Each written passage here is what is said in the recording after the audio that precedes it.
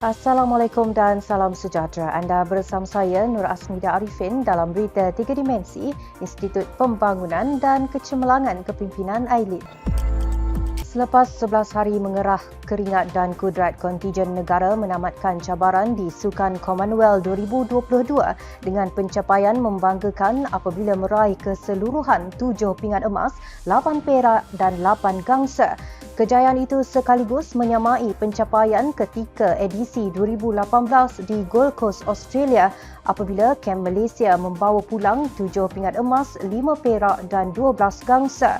Malah kejayaan tersebut juga melepasi sasaran 6 pingat emas ditetapkan pada tamasya edisi Birmingham ini. Yang amat berhormat Perdana Menteri Datuk Seri Ismail Sabri Yaakob mengucapkan tahniah kepada kontijen Malaysia atas kejayaan melepasi sasaran 6 pingat emas pada tamasya Sukan Commonwealth Birmingham 2022 yang telah melabuhkan tirainya. Beliau turut mengucapkan syabas kepada Menteri Belia dan Sukan Yang Berhormat Datuk Seri Ahmad Faizal Datuk Azumo serta Kementerian Belia dan Sukan termasuk pengurus pasukan, jurulatih dan atlet yang telah menjayakan tamasya sukan itu. Secara keseluruhan, Malaysia meraih 23 pingat pada Sukan Commonwealth Birmingham 2022, membabitkan 7 pingat emas, 8 pingat perak dan 8 pingat gangsa sepanjang tamasya itu. Syabas dan tahniah buat Wira dan Wirawati Malaysia. AILID di bawah kluster kepimpinan menerusi program Malaysia Future Leader School MFLS Tier 3 dengan kerjasama Majlis Belia Malaysia MBM telah menganjurkan Asian Youth Connect AYC secara bersemuka dan secara dalam talian dengan melibatkan peserta MFLS Tier 3 dan penyertaan belia dari pelbagai negara ASEAN. Asian Youth Connect merupakan medium untuk para peserta berkongsi pendapat dan pandangan mengenai isu global melalui slot Public Policy Bootcamp yang bertujuan untuk membantu dan menyelesaikan masalah global yang melanda dunia pada masa kini dengan menampilkan Encik Izham Hakim Mat Rashid yang merupakan Setiausaha Al-Ehwal Antarabangsa Majlis Belia Malaysia.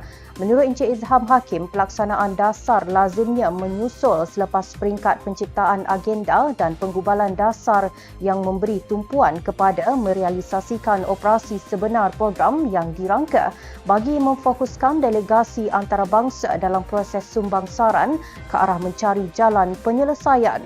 Tambah beliau, bagi memastikan objektif dan keberkesanan pelaksanaan dasar dicapai, pemantauan dan penilaian dasar yang sempurna penting untuk mengesan perubahan dan kelemahan terhadap proses dasar yang dirancang.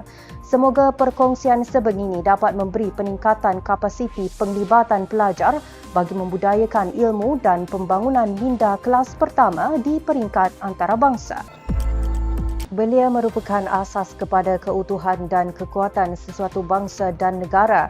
Oleh yang demikian, segala usaha yang dilakukan hendaklah terus ditumpukan kepada peningkatan keupayaan dan kecekapan mereka dalam menempuh cabaran dalam dunia yang kian mencabar.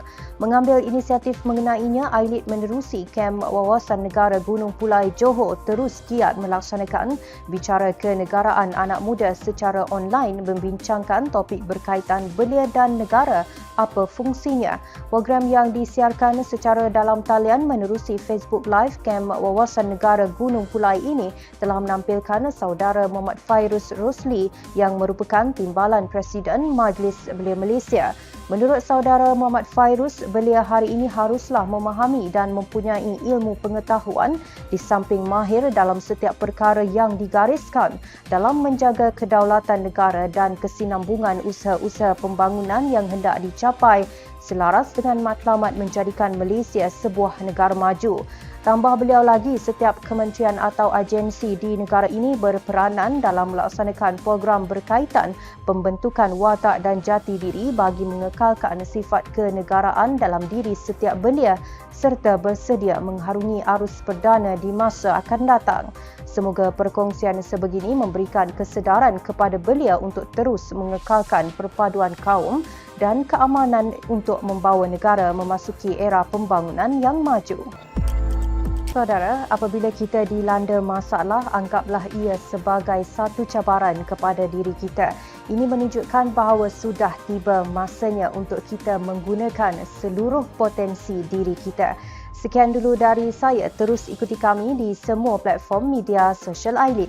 Jangan lupa temui kami pada jam 3 petang dengan 3 berita penting 3 kali seminggu pada hari Isnin, Rabu dan Jumaat hanya di Berita 3 Dimensi. Saya Asmida Arifin. Assalamualaikum dan salam keluarga Malaysia.